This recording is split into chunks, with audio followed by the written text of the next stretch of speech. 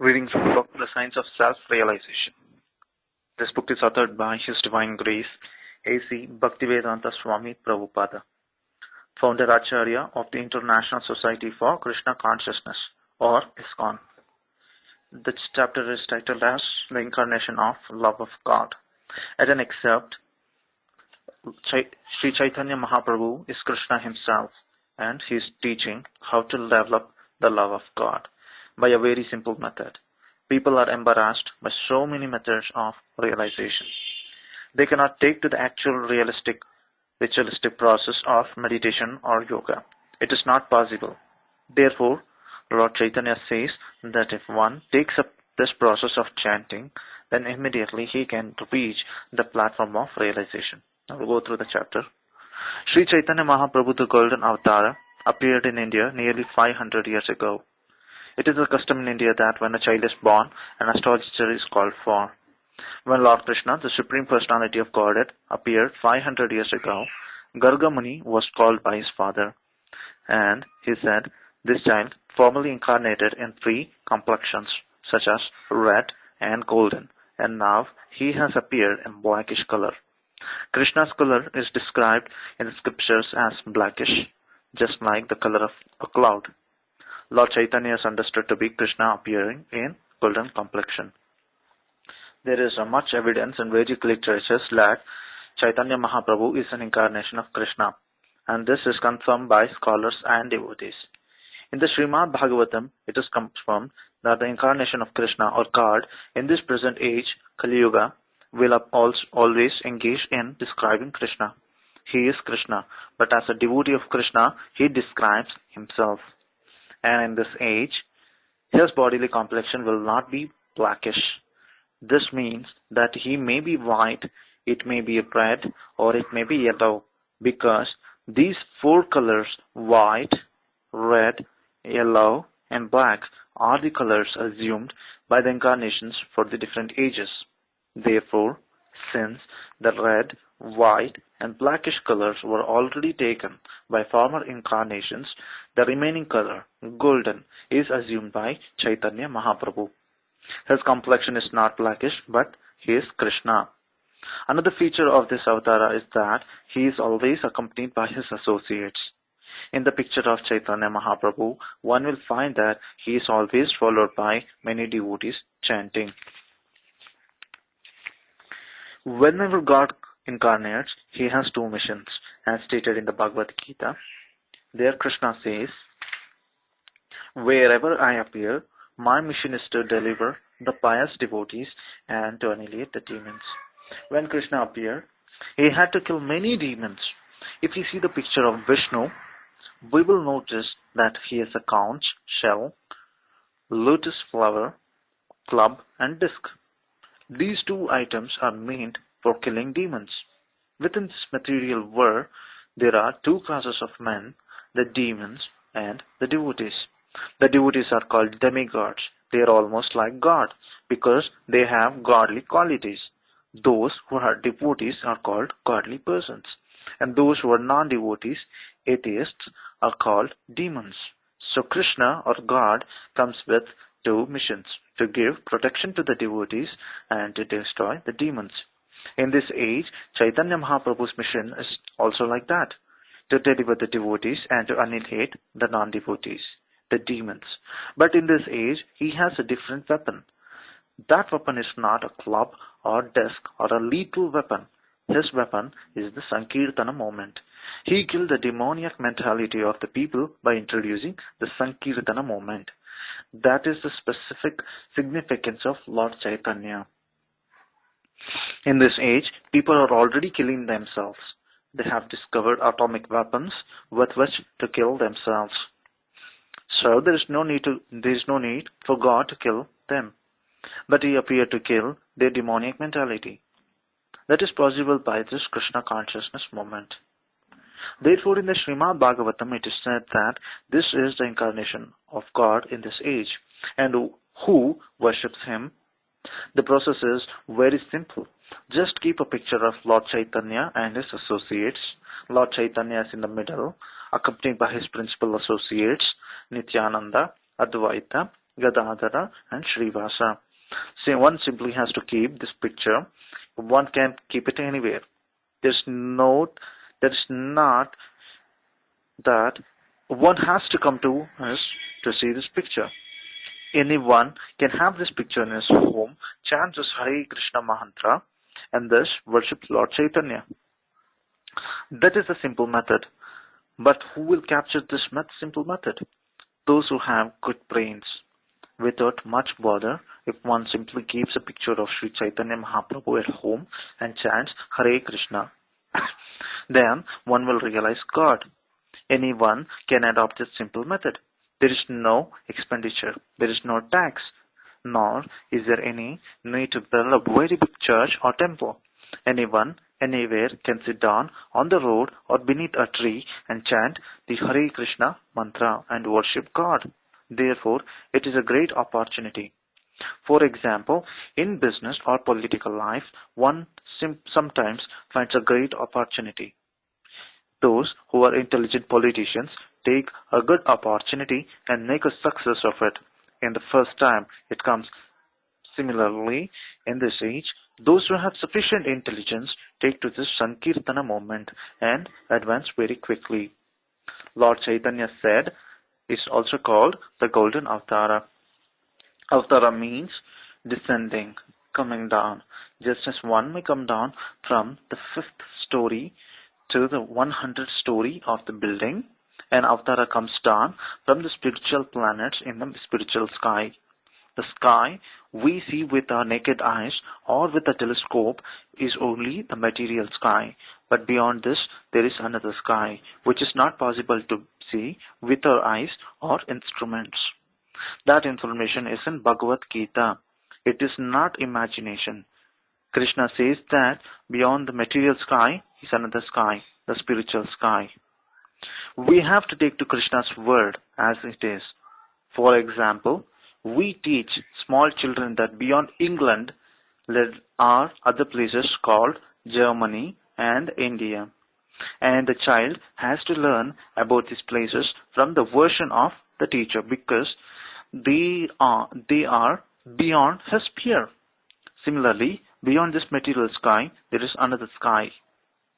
One cannot experiment to find it any more than a small child can experiment to find Germany or India. That is not possible. If we want to get knowledge, then we have to accept authority. Similarly, if we want to know what is beyond the material world, then we have to accept the Vedic authority. Otherwise, there is no possibility of knowledge. It is beyond material knowledge. One cannot go to far planets in this universe, and what to speak of going beyond this universe. The estimation is that in order to go to the highest planets of this universe with modern machinery, one would have to travel for 40,000 light years. So we cannot even travel within this material universe. Our lifetime and means are so limited that we cannot have proper knowledge of even this material world. In the Bhagavad Gita, when Arjuna asked Krishna, "Will you kindly explain the extent to which your energies are working?" The Supreme Lord gave him so many instances, and at the end, he finally asked, "My dear Arjuna, what shall I explain about my energies? It is actually not possible for you to understand. But you can just imagine the expansion of my energies. This material world, which consists of millions of universes, is a display of only 1/4 of my creation. We cannot estimate the position of even one universe. There are millions of universes. Then, beyond that is the spiritual sky, and there are millions of spiritual planets. All this information is available from the Vedic literature. If one accepts Vedic literature, then he can get this information. If one does not accept it, there is no other means. That is our choice. Therefore, according to Vedic civilization, when Acharya speaks, he immediately gives references from Vedic literature. Then others will accept it. Yes, it is correct. In the law code, the lawyer gives references from past judgments of the court. And if his case is right, the judge accepts. Similarly, if one can give evidence from the Vedas, then it is understood that his position is factual. The avatar for this age, Lord Chaitanya, is described in the Vedic literature. We cannot accept anyone as an avatar unless he has the symptoms described in the scriptures. We do not whimsically accept Lord Chaitanya as an avatar on the basis of votes. Nowadays, it has become a fashion that any man can come and say that he is God or an incarnation of God. And some fools and rascals will accept it. Oh, he is God. We do not accept an avatar like that. We take evidence from the Vedas. An avatar must conform to descriptions in the Vedas. Then we accept him. Otherwise, no. For each avatar, there is a description in the Vedas. He will appear at such and such a place, in such and such a form, and he'll act like this. That is the nature of Vedic evidence. In the Srimad Bhagavatam, there is a list of avatars, and there is mention of Lord Buddha's name. The Srimad Bhagavatam was written 5,000 years ago, and it mentions different names of future times. It says that in the future, the Lord would appear as Lord Buddha. His mother's name would be Anjana, and would appear in Gaya. So, Buddha appeared 2,600 years ago, and the Srimad Bhagavatam, which was written 5,000 years ago, mentioned that in the future he would appear. Similarly, there is a mention of Lord Chaitanya, and similarly, the last avatar of this Kali Yuga is also mentioned in Bhagavatam. It is mentioned that the last incarnation in this age is Kalki. He will appear as the son of Brahmana, whose name is Vishnu Yasa, in a place called Shambhala. There is a place in India with the name, so perhaps it is there the Lord will appear. So an avatar must conform to the descriptions in the Upanishads, Srimad Bhagavatam, Mahabharata, and other Vedic literatures. And on the authority of the Vedic literature and the commentary of the great stalwart Goswamis like Jiva Goswami, one who was the greatest scholar and philosopher in the world, we can accept Lord Chaitanya as an incarnation of Krishna. Why did Lord Chaitanya appear? In the Bhagavad Gita, Lord Krishna says, "Give up all other engagements and simply engage in my service. I will give you protection from all results of sinful actions." In this material world, in conditional life, we are simply creating sinful reactions. That's all. And because of sinful reactions, we have received this body. In our sinful reactions, if our sinful reaction stopped, we would not have to take material body. We should get a spiritual body. What is a spiritual body? A spiritual body is a body which is free from birth, death, disease, and old age. It is an eternal body, full of knowledge and bliss. Different bodies are created by different desires. As long as we have desires for different kinds of enjoyment, we have to accept different kinds of material bodies. Krishna, God, is so kind that he awards whatever we want. If we want a tiger's body with tiger-like strength and teeth which to capture animals and suck flesh, blood, then Krishna will give us the opportunity. And if we want the body of a saintly person, a devotee engaged in the service of the Lord, then he will give us that body. That is stated in the Bhagavad Gita.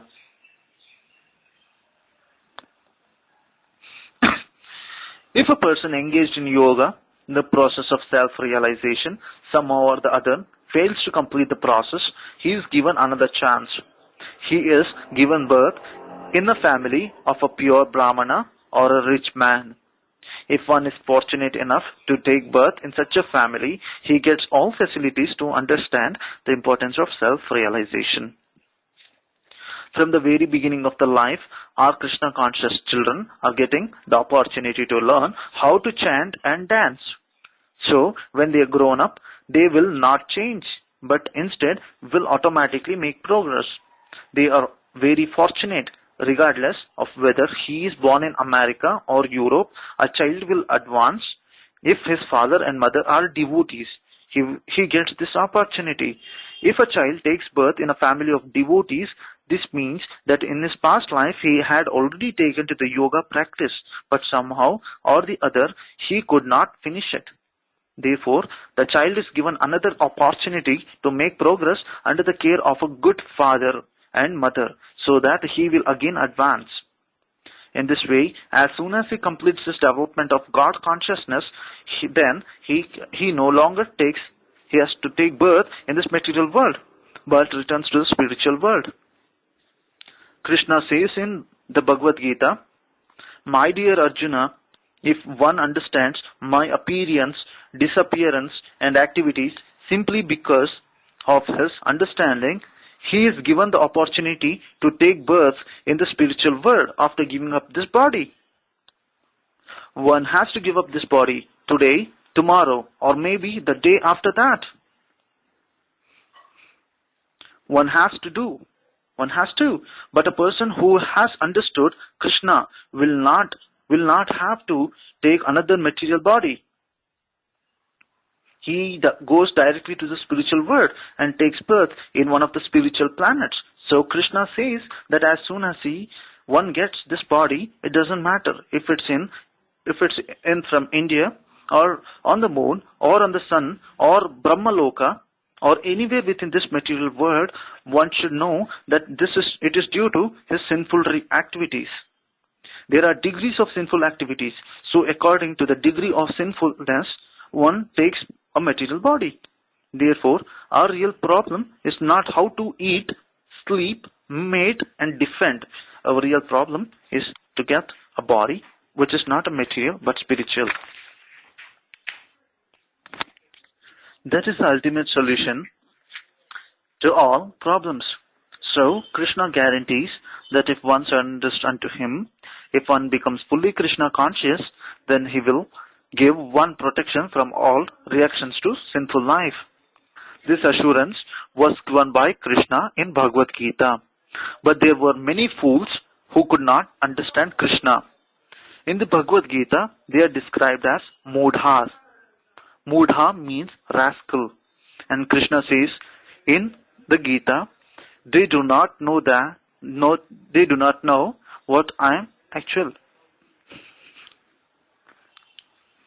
So, many people misunderstood Krishna. Although Krishna gave us this message of the Bhagavad Gita so that we could understand him, many people missed the opportunity. Therefore, Krishna, out of his compassion, came again as his devotee and showed us how to surrender unto Krishna. Krishna himself came to teach us how to surrender. His last instruction in the Bhagavad Gita is to surrender. But the people, mudhas, rascals, said, "Why should I surrender?" Therefore, although Chaitanya Mahaprabhu is Krishna himself, this time he teaches us practically how to execute the mission of the Bhagavad Gita. That's all. Chaitanya Mahaprabhu is teaching nothing extraordinary, nothing beyond the process of surrendering to the Supreme Personality of Godhead, which is already taught in the Bhagavad Gita. There is no other teaching, but the same teaching is presented in different ways so that different kinds of people may take it and take up the opportunity to approach God. Chaitanya Mahaprabhu gave us this opportunity to reach God directly. When Rupa Goswami, the principal disciple of Lord Chaitanya, first saw Lord Chaitanya Mahaprabhu, he was a minister in the government of Bengal, but wanted to join Chaitanya Mahaprabhu's movement. So he gave up his position as a minister, and after joining, when he surrendered, he offered a nice prayer to Lord Chaitanya. This prayer says, "Namo Mahavadanyaya, Krishna Prema Pradayate, Krishnaya, Krishna Chaitanya, Namne, Gauratvishe Namaha." My dear Lord, you are the most munificent of all incarnation. Why? Krishna Prema Pratayate. You are directly giving us love of God. You have no other purpose. Your process is so nice that one can immediately learn to love God. Therefore, you are the most munificent of all incarnations. And it is not possible for any personality other than Krishna himself to deliver this benediction. Therefore, I say that you are Krishna. Krishnaya Krishna Chaitanya Namne. You are Krishna, but you are assumed the name Krishna Chaitanya. I surrender unto you. So, this is the process. Chaitanya Mahaprabhu is Krishna himself, and he is teaching how to develop the love of God by a very simple method. He says simply to chant Hare Krishna. Harer Nama, Harer Nama, Harer Namaiva Kevalam, Kalau Nasteva, Nasteva, Nasteva, Gatir Anyata. In this age, simply go on chanting the Hare Krishna Mahamantra. There is no other alternative. People are embarrassed by so many methods of realization. They cannot take to the actual ritualistic process of meditation or yoga. It is not possible. Therefore, Lord Chaitanya says that if one takes up this process of chanting, then immediately he can reach the platform of realization. The chanting process offered by Lord Chaitanya for achieving love of God is called Sankirtana. Sankirtana in Sanskrit word. Sam means samyak, complete, and Kirtana means glorifying or describing. So, complete description means complete glorification of the Supreme, or the Supreme complete whole. It is not that one can describe anything or glorify anything and that will become Kirtana. From the grammatical point of view, that may be Kirtana, but according to the Vedic system, Kirtana means describing the supreme authority, the absolute truth, the supreme personality of Godhead. That is called Kirtana. The devotional service begins with the method of Shravana. Shravana means hearing, and Kirtana means describing. One should describe and another should hear. Or the same man himself can both describe and hear. He does not need anyone else's help. When we chant Hare Krishna, we chant and hear. This is complete. This is the complete method. But what is that chanting and hearing? One must chant and hear about Vishnu, Krishna, not of anything else. Shravanam Kirtanam Vishnuho. One can understand Vishnu, the all-pervading absolute truth, the supreme personality of Godhead, by the method of hearing. We have to hear. If one simply hears, that is a beginning. One does not need any education or development of material knowledge. Just like a child, as soon as he hears, immediately he can respond and dance. So by the nature, God has given us these nice instruments, ears, so that we can hear. But we must hear from the right source. That is stated in the Srimad Bhagavatam. One must hear from those who are devoted to the Supreme Personality of Godhead. They are called Satam. If one hears from the right source, from a realized soul, then it will act. And these are the words of God or Krishna, are very relishable. If one is intelligent enough, he will listen to what is spoken by a realized soul. Then, very soon, he will be released from material entanglements. This human life is meant for advancing on the path of liberation. That is called apavarga, freedom from entanglement. We are all entangled. Our acceptance of this material body means that we are already entangled. But we should not progress in the process of entanglement. That process is called karma. As long as the mind is absorbed in karma, we will have to accept a material body. At the time of death, our mind may be thinking, "Oh, I could not complete this work. Oh, I am dying. I have to do this. I have to do that." This means that Krishna will give us another chance to do it. And so, we will have to accept another body. He will give us the chance. All right, you can do it. Now, do it. Take this body. Therefore, the Srimad Bhagavatam says, these rascals have become madly intoxicated. Because of the intoxication, they are doing something they should not have done. What they are doing? Maharaja Dhritarashtra is very good example.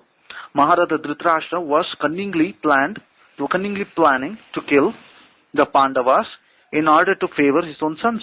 So Krishna sent his uncle, Akrura, to advise him not to do that.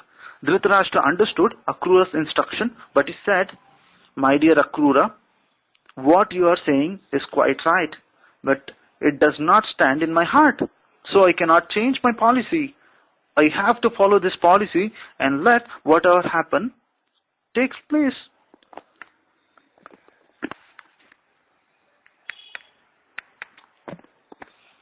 So, when men want to satisfy the senses, they become mad.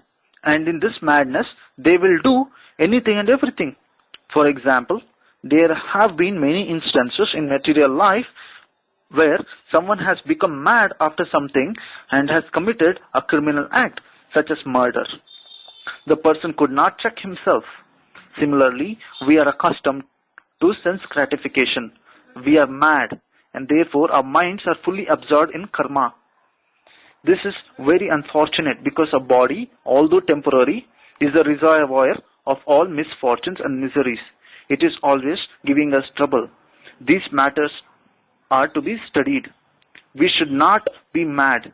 Human life is not meant for that. The defect of the present civilization is that people are mad after sense gratification. That is all. They do not know the real value of life. And therefore, they are neglecting the most valuable form of life, this human form. When this body is finished, there is no guarantee what kind of body one will take up next. Suppose in my lifetime, in my next life, if I get a chance, by chance, to get the body of a tree, for thousands of years, I will have to stand up, but people are not very serious. They even say, "What is that? Even if I have to stand up, I shall forget." The lower species of life are situated in forgetfulness. If a tree were not forgetful, it would not be impossible for it to live. Suppose we were told, "You stand up for 3 days here." Because we are not forgetful, we would become mad. By nature's law, all these lower species of life are forgetful. Their consciousness is not developed. A tree has life, but if someone cuts it, because its consciousness is not developed, it does not respond. So, we should be very careful to utilize this human form of life properly. The Krishna conscious moment is meant for achieving perfection in life.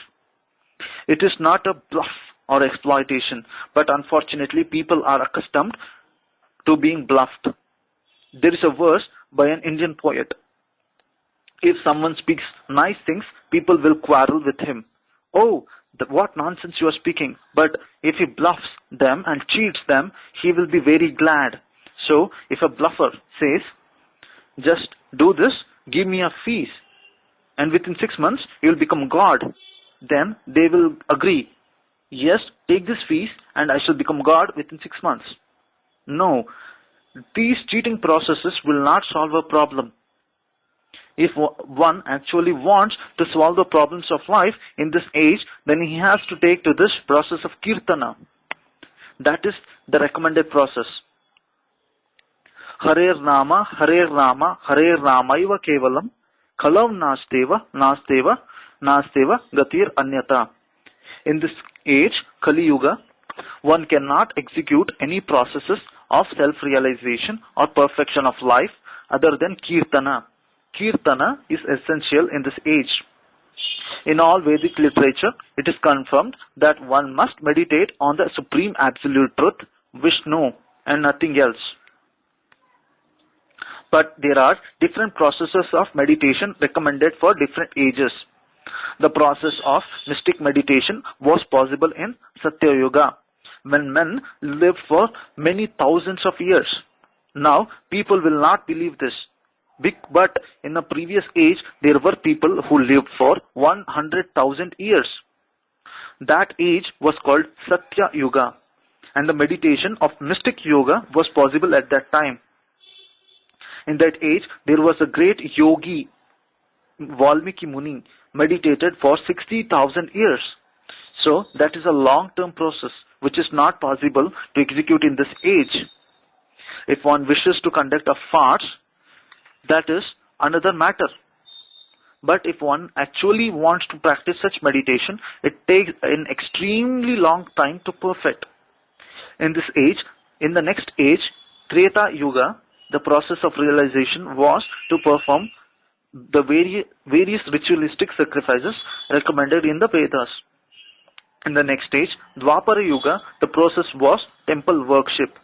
In the present age, the same result can be achieved by the process of Hari Kirtana, glorification of Hari, Krishna, the Supreme Personality of Godhead.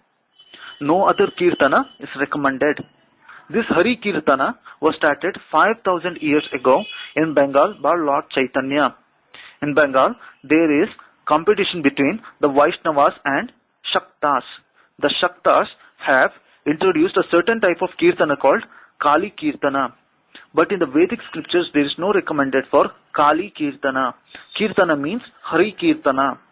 One cannot say, oh, you are a Vaishnava and you can perform Hari Kirtana. I shall perform Shiva Kirtana or Devi Kirtana or Ganesha Kirtana. No, the Vedic scriptures do not authorize any Kirtana other than Hari Kirtana. Kirtana means Hari Kirtana, the glorification of Krishna. So, this process of Hari Kirtana is simple. Hare Krishna, Krishna Krishna, Hare Hare, Hare Rama, Rama Rama, Hare Hare. Actually, these only three words, Hare, Krishna and Rama, but they are very nicely arranged for chanting, so that everyone can take the mantra and chant Hare Krishna, Krishna Krishna, Hare Hare. Since we have started this movement in Western countries, Europeans, Americans, Africans, Egyptians and Japanese all are chanting. There is no difficulty. They are chanting very gladly and they are getting the results. What is the difficulty? We are distributing this chanting free of charge, and it is very simple. Simply by chanting, one can have self-realization, God realization. And when there is God realization, then nature realization is included also. For example, if one learns 1, 2, 3, 4, 5, 6, 7, 8, 9, 0, then he has studied the entire mathematics, because mathematics means simply changing the places of these 10 figures. That's all. Similarly, if one simply studies Krishna, then all his knowledge is perfect. And Krishna is easily understood simply by chanting this mantra, Hare Krishna. So why not take this opportunity? Take this opportunity that is being offered to the human society. It is very ancient and scientific. It is not that it is a concoction that will last only for 2, 3 or 4 years. No, in the Bhagavad Gita, Krishna himself says this philosophy is inexhaustible and indestructible. it is never lost or destroyed. It may be covered for time being, but it is never destroyed. Therefore, it is called avyayam. Vyaya means exhaustion. For example, one may have $100, and if they are spent one after another, the next day it will become zero. That is vyaya, exhaustible. But Krishna consciousness is not like that. If you cultivate this knowledge of Krishna consciousness, then it will increase. That is certified by Lord Chaitanya Mahaprabhu. Anandambudhi Vardhanam. Ananda means pleasure, transcendental bliss, and Ambudhi means ocean. In the material world, we see that the ocean does not increase, but if one cultivates Krishna consciousness, then his transcendental bliss will simply increase. Anandambudhi Vardhanam. And I shall always remind everyone that the process is very simple. Anyone can chant anywhere without the taxation or laws, but the gain is very great. Sri Chaitanya Mahaprabhu has explained his Kirtana moment in his Shishtastakam. Shiksha means instruction and Ashtaka means 8. He has given us 8 verses to help us understand this Krishna consciousness moment. And I shall explain the first of these instructions. The Lord says, Cheto Darpana Marjanam. One should cleanse his heart. The Lord, I have explained this several times, but it does not become monotonous. It is just like the chanting of Hare Krishna. It does not become tiresome. Our students can chant the Hare Krishna mantra 24 hours a day, and they will never get tired. They will continue to dance and chant. And anyone can try it, because it is not material. One will not get tired of chanting Hare Krishna. In the material world, if one chants anything, any favorite name for 3, 4 or 10 times, he will get tired of it. That is a fact. But because Hare Krishna is not material, if one chants this mantra, he will never get tired. The more one chants, the more his heart will be cleansed and the material dirt, and the more the problems of life within this material world will be solved. What is the problem of our lives? That we do not know. Modern education never gives enlightenment about the real problem of life. That is indicated in the Bhagavad Gita. Those who are educated and are advancing in knowledge should know what is the problem of life. This problem is stated in the Bhagavad Gita. One should always see the inconvenience of birth, death, old age and disease. Unfortunately, no one pays attention to these problems. When a man is diseased, he thinks, all right, let me go to the doctor, he'll give me some medicine and I will be cured. But he does not consider the problems very seriously. I did not want this disease. Why is there disease? It is not possible to become free from disease. He never thinks in that way. That is because his intelligence is very low grade, just like of an animal. An animal suffers, but it has no sense. If an animal is brought to a slaughterhouse and sees that the animal before him is being slaughtered, he'll still stand there contentedly eating the grass. This is animal life. He does not know the next time it will be his turn and he will be slaughtered. I have seen it. In a Kali temple, I have seen that a goat was standing there ready to be sacrificed and another goat was very happily eating the grass. Similarly, Maharaja Yudhishthira was asked by Yamaraja, what is the most wonderful thing in this world? Can you explain? So, Maharaja Yudhishthira answered, yes, the most wonderful thing is that at every moment one can see that his friends, his fathers and his relatives have died But he is thinking, I shall live forever. He never thinks that he will die. Just as an animal never thinks that the next moment he may be slaughtered, he is satisfied with the grass. That's all. He is satisfied with sense gratification. He does not know he is going to die. This point I have to...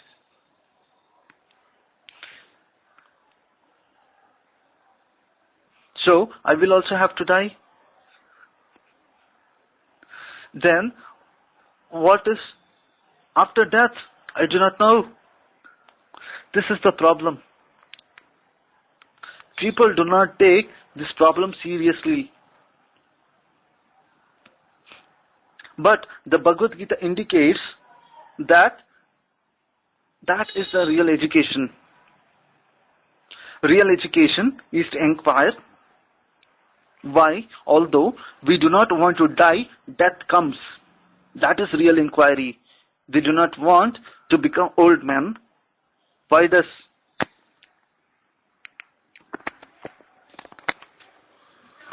That is the real inquiry. We do not want to become old men. Why does old age come upon us? We have many problems, but this is the sum and substance of all of them. In order to solve this problem, Lord Chaitanya Mahaprabhu prescribes the chanting of Hare Krishna. As soon as our heart is cleansed by chanting this Hare Krishna mantra, the blazing fire of a problematic material existence is extinguished. How is this extinguished? When we cleanse our heart, we will realize that we do not belong to this material world, because people are identifying with this material world. They are thinking, I am Indian, I am an Englishman, I am this and that.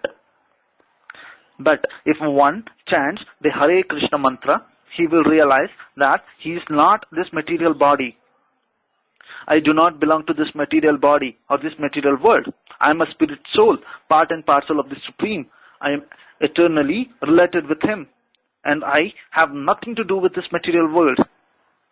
This is called liberation, knowledge.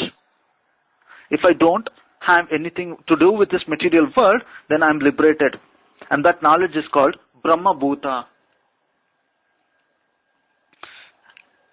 A person with this realization has no duty to perform, because we are now identifying our existence with this material world. We have so many duties. The Srimad Bhagavatam says that as long as there is no self-realization, we have so many duties and debts. We are indebted to the demigods. The demigods are not merely fictitious. They are real. They are demigods controlling the sun, the moon, and the air. Just as they are directors of the government departments, so for heating department there is sun god, for air department there is Varuna, and similarly there are different departmental demigods. In the Vedas, they are described as controlling deities, so we cannot neglect them. Also, there are great sages and philosophers who have given us knowledge, and we are indebted to them. So, as soon as we take birth, we are indebted to so many living entities, and it is impossible to liquidate all these debts. Therefore, the Vedic literature recommends that one has to take of the lotus feet of Krishna, and Krishna says, if one takes shelter of me, then he doesn't have to take shelter of anyone else. Therefore, those who are Krishna conscious devotees have taken shelter of Krishna.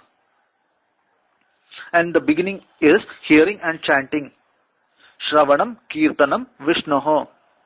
So, our fervent, humble request to everyone is to please accept this chanting. This movement of Krishna consciousness was introduced by Lord Chaitanya 500 years ago in Bengal, and now all over India and especially in Bengal, there are millions of followers of Chaitanya Mahaprabhu. Now this movement is starting in Western countries, so just be very serious in understanding it. We do not criticize any other religion. Don't take that Don't take it in that way. We have no business criticizing any other process of religion. Krishna consciousness is giving people the most sublime religion, love of God. That's all. We are teaching to love God.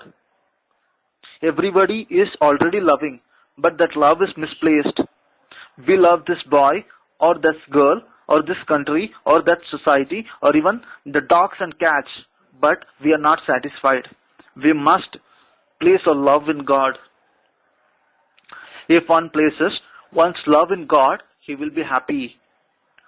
Don't think that this Krishna conscious movement is a new type of religion. Where is the religion that does not recognize God? One may call God Allah or Krishna or something else. But where is that religion which does not recognize God? We are teaching that one should simply try to love God. We are attracted by so many things, but if our love is reposed in God, then we will be happy. We don't have to learn to love anything else. Everything else is automatically included. Just try to love God. Don't try to love just trees or plants or insects. This will never satisfy. Learn to love God. That is Chaitanya Mahaprabhu's mission. That is our mission. Hare Krishna. Thank you for listening. Hare Krishna.